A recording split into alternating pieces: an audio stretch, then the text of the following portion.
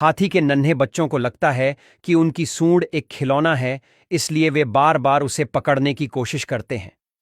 कई बार बच्चा सूंड में उलझकर गिर भी जाता है।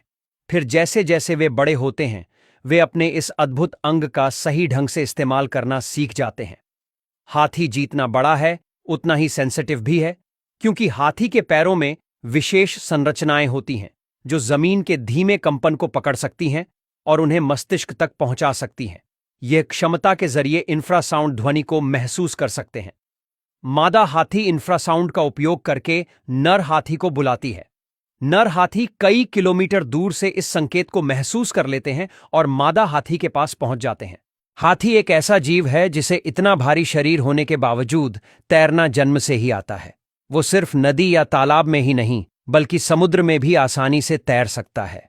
एक हाथी लगातार 6 से 8 घंटे तक पानी में तैर सकता है और उसे पानी में रहना मुश्किल नहीं लगता, क्योंकि उसका लंबा और चौड़ा शरीर पानी में उसे संतुलन और स्थिरता देता है और उसके मजबूत और लंबे पैर पतवार की तरह काम करते हैं।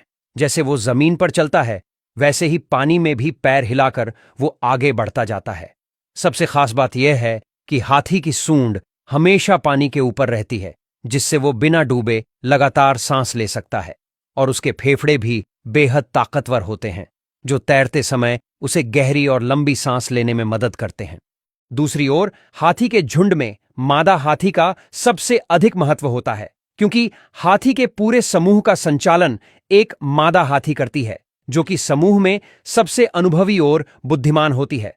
एक मादा हाथी अपने पूरे जीवन में केवल 8 से 10 बच्चों को जन्म देती है और हर बार में सिर्फ एक ही बच्चा पैदा करती है। हाथी में जुड़वां संतान होने की संभावना बेहद कम, यानी सिर्फ 1% से भी कम होती है। फिर भी हाथी का जो बच्चा होता है, वो 22 महीने मां के पेट में रहता है, जो कि अपने आप में एक करिश्मा है, क्योंकि कोई भी बच्चा इतने लंबे समय तक अपने मां के पेट में नहीं रहता। लेकिन यही मादा हाथी जब उसका कोई साथी मर जाता है, तो उसका शोक भी उतना ही गहरा दिखाती है। मादा हाथी उस मृत शरीर के पास कई घंटों, यहां तक कि कई दिन तक बैठी रहती है। वो अपनी सूंड से उसे सहलाती है और कभी कभी उसे पत्तों या मिट्टी से ढक देती है, जैसे कोई मां आखिरी बार अपने बच्चे को सुला रही हो।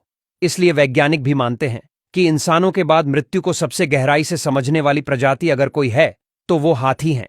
जब मादा हाथी प्रजनन के लिए तैयार होती है और पास में नर हाथी मौजूद हो, तब वो उसकी सूंड और शरीर को छूकर और चंचल चाल से नर हाथी को इशारे करती है।